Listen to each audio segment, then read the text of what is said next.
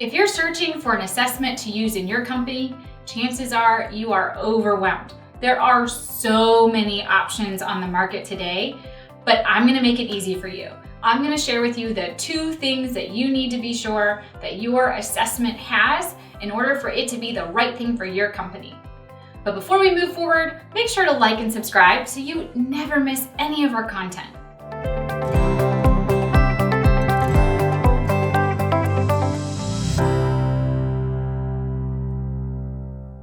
I'm Emily Melious, and I am a talent management consultant and career coach. I know what it takes for people to perform well at work. And I will also tell you, I am an assessment guru. This is kind of where I geek out, because for my clients, I am constantly giving them data in order to make decisions. And for me, the integrity of our work together really rests on the integrity of that data. So I take it very seriously when I use assessments with my clients, and I look under the hood.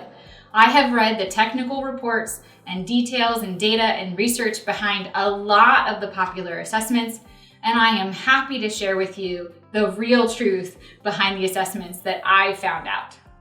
So when you're looking for an assessment, make sure it has 2 things. First, reliability, and second, predictive validity. So those 2 things are absolutely critical in getting right for you to choose the best assessment, not only for your needs, but also for your pocketbook, because those 2 factors determine how much of a value those assessments are for you. So let's dissect those a little bit more. Let's first deal with reliability. So that means the stability of the instrument over time. For all of the things I'm going to talk about, the assessment company should readily supply this material to you. If they're not, I would take that as a red flag. But assuming that you can easily get the reliability information, you want to look at basically, when does this assessment expire?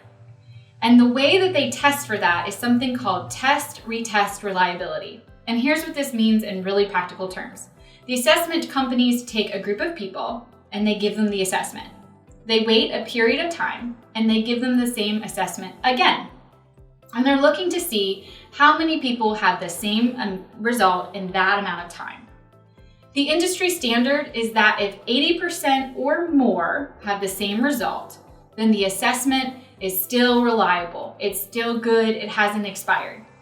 If at that point less than 80% have the same result, then it's old news. It's bad data. So this is really important because I find that a lot of companies are using assessments and still using the insights even though they have expired long ago. And think how dangerous that is, not only to your company, but also to people's careers. If you're making major decisions about who to hire, who to put in what teams, who to match up in your company, who to put in what roles, if it's bad data. So an important statistic I want to share with you is that all personality assessments expire in a year or less. That's huge. And the time frame of your decisions should match the time frame of your tool. So if you have a tool that only lasts for a year, but you're trying to make these long-term decisions about the talent in your company, that should give us great pause.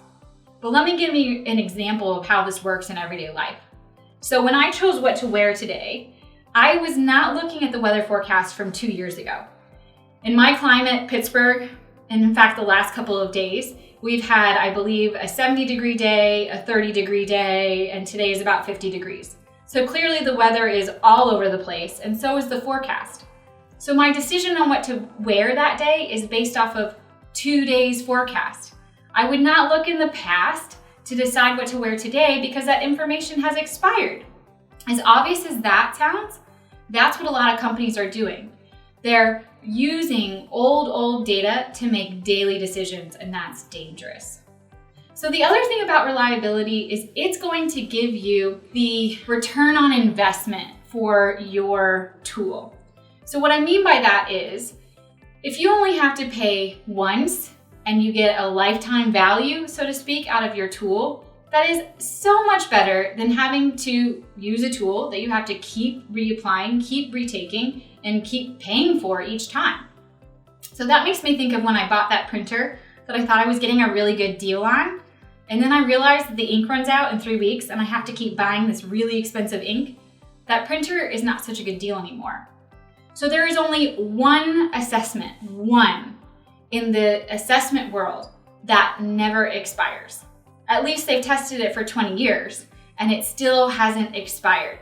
That's huge, because not only does that mean that you can make long-term decisions, it also means you pay once and get all that value. So again, look at reliability. That is huge when it comes to determining the time frame of your decision, the long-term value of the tool, and of course, how much it's going to draw on your wallet. Second, we want to consider predictive validity. So what is that, right? Back up. What does that mean? Well, essentially, predictive validity is how good is this assessment at predicting the future? Most of the time when we're using an assessment, we're using it because we're trying to make future decisions. We're trying to inform our choices about who to hire, who to put into teams, how to deal with performance issues. So we want that information to inform the future, but we need to make sure that it's an accurate predictor of the future. And again, surprisingly, I find most people don't realize that a lot of the assessments out there are not good predictors, specifically in the long term, of job fit or job performance.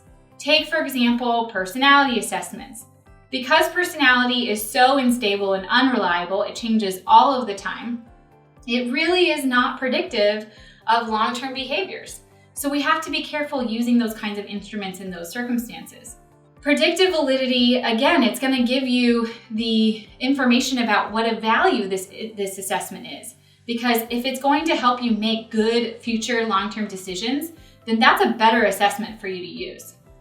So now we've gone over these really core characteristics that you need to know and ask about in your assessment. I'll add one more thing for those who are using assessments in the context of hiring. This may sound obvious, but again, I find a lot of people use assessments that really don't match up in this way, and that is, make sure your assessment is intended in the use of hiring. So there are a lot of popular assessments like Myers-Briggs, DISC, and StrengthsFinders, to name a couple, that are not intended for use in hiring.